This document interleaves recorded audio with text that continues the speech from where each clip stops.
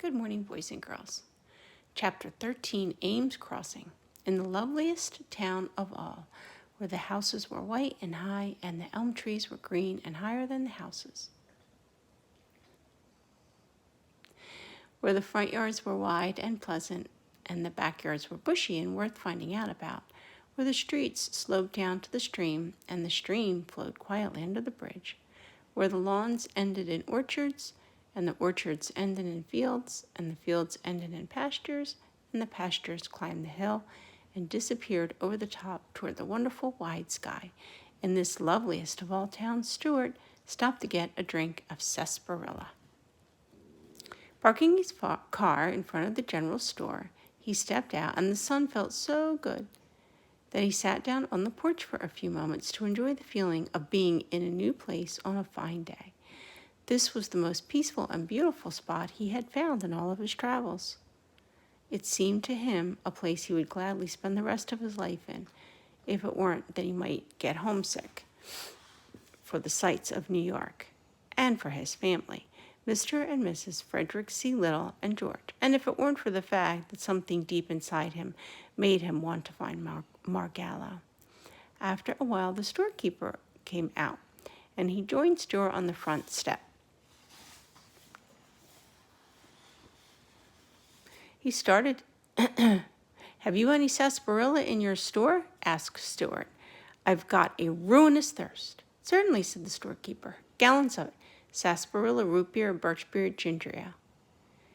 Moxie, lemon soda, Coca-Cola, Pepsi-Cola, Dipsy-Cola, Pepsi-Cola, Popsy-Cola, and raspberry cream tonic. Anything you want." "Let me have a bottle of sarsaparilla, please," said Stuart, "and a paper cup." The storekeeper went back into the store and returned with his drink. He opened the bottle, poured some out into the cup, and put the cup down on the step below Stuart, who whipped off his cap, lay down on his stomach, and dipped up some of the cool, refreshing drink, using his cap as a dipper.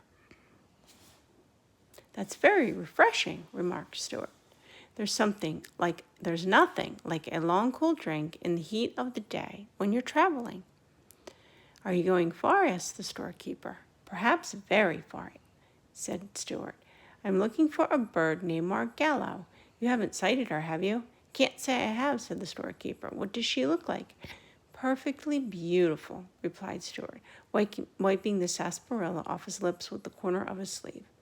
"She's a remarkable bird. Anybody would notice her. She comes from a place where there are thistles."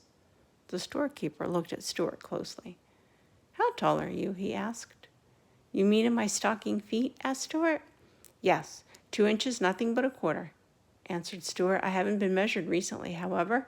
I may have shot up a bit." "You know," said the storekeeper thoughtfully, "there's somebody else in this town you really ought to meet." "Who's that?" asked Stuart, yawning. "Harriet Ames," said the storekeeper. "She's just your size. Maybe a trifle shorter, if anything." "What's she like?" asked Stuart. Harriet is young, and she's quite pretty. She is considered one of the best-dressed girls in this town, too. All her clothes are tailored especially for her." "That's so," remarked Stuart. "Yes, Harriet's quite a girl. Her people, the Ameses, are rather prominent in this town. One of her ancestors used to be the ferryman in the Revolutionary days. He would carry anybody across the streams. He didn't care whether they were British soldiers or American soldiers, as long as they paid their fare. I guess he did pretty well. Anyway, the Ameses have always had plenty of money. They live in a big house with a lot of servants. I know Harriet would be very much interested to meet you." "That's very kind of you," said Stuart, "but I'm not much of a society man these days. Too much on the move. I never stay long anywhere. I blow into a town and blow right out again. Here today, gone tomorrow, and will-o'-the-wisp. The highways and byways are where you'll find me, always looking for Margallo. Sometimes I feel I'm quite near to her, and she's just around the turn of the road. Other times, I feel that I'll never find her and never hear her voice again. Which reminds me, it's time I was on my way." Stuart paid for his drink and said goodbye to the storekeeper and drove off. But Ames Crossing seemed like the finest town he had ever known, and before he reached the end of the main street, he swerved sharp left, turned off onto a dirt road, and drove down the quiet spot on the bank of a river. That afternoon he swam and lay on his back on the mossy bank, his hands crossed under his head, his thoughts returning to the conversation he had had with the storekeeper. "Harriet Ames," he murmured. Evening came, and Stuart lingered by the stream. He ate a light supper of a cheese sandwich and a drink of water, and slept that night in the warm grass with the sound of the stream in his ears.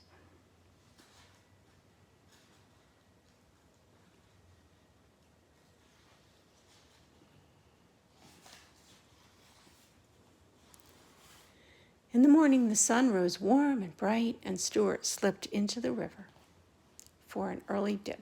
After breakfast, he left his car hidden under a cabbage leaf and walked to the post office. While he was filling his fountain pen from the public inkwell, he happened to glance toward the door, and what he saw startled him so that he almost lost his balance and fell into the ink. A girl, about 2 inches high, had entered and was crossing the floor toward the main boxes, the mail boxes. She wore sports clothes and walked with her head held high. In her hair was a stamen from a flower. Stuart began to tremble with excitement.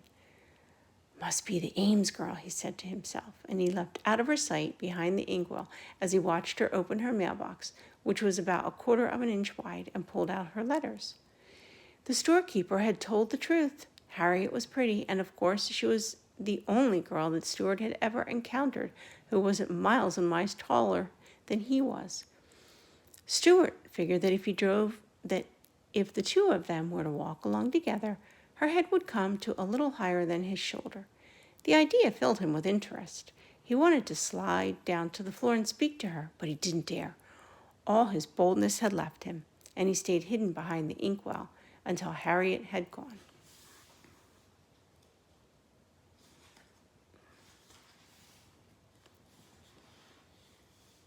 When he was sure that she was out of sight, he stole out of the post office and slunk down the street to the store, half hoping that he would meet the beautiful little girl, half fearing that he would. "Have you any engraved stationery?" he asked the storekeeper. "I'm behind on my correspondence." The storekeeper helped Stuart up onto the counter and found some letter paper for him, small paper marked with the letter L. Stuart whipped out the fountain pen and sat down against a 5-cent candy bar and began a letter to Harriet. "My dear Miss Ames," he wrote, "I am a young person of modest proportions. By birth, I am a New Yorker, but at this moment I am traveling on business of a confidential nature. My travels have brought me to your village. Yesterday, the keeper of your local store, who has an honest face and an open manner, gave me a most favorable report of your character and appearance." At this point in the letter, Stuart's pen ran dry from the long words, and Stuart had to get the storekeeper to lower him headfirst into a bottle of ink so he could refill his pen. Then he went back to letter writing. "Pray forgive me, Miss Ames," continued Stuart,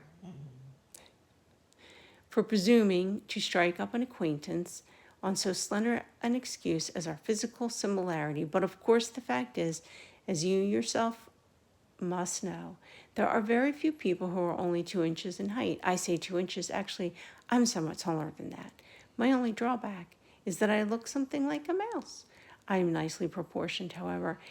I'm also muscular beyond my years. Let me be perfectly blunt. My purpose in writing this brief note is to suggest that we meet.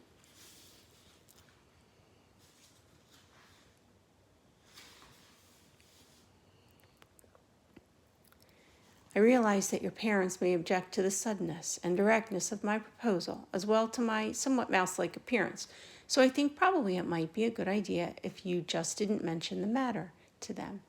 What they don't know won't hurt them. However, you probably understand more about dealing with your father and mother than I do, so I won't attempt to instruct you. You will leave everything to your good judgment. Being an outdoor person, I am camped by the river in an attractive spot at the foot of Tracy's Lane. Would you care to go for a paddle with me in my canoe? How about tomorrow afternoon toward sundown? when the petty annoyances of the day are behind us and the river seems to flow more quietly in the long shadows of the willows. These tranquil spring evenings are designed by special architects for the enjoyment of boatmen. I love the water, dear Miss Ames, and my canoe is like an old and trusted friend. Stuart forgot in the excitement of riding Harriet that he didn't own a canoe. If you wish to accept my invitation, be at the river tomorrow about 5 o'clock. I shall await your arrival with all the eagerness I can muster. And now I must close this offensive letter and catch up with my affairs. Yours very truly, Stuart Little.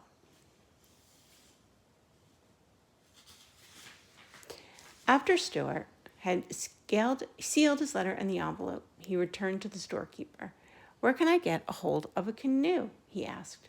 "Right here," replied the storekeeper. He walked over to a souvenir counter and took down a little birch bark canoe with the words "Summer Memories" stamped on the side.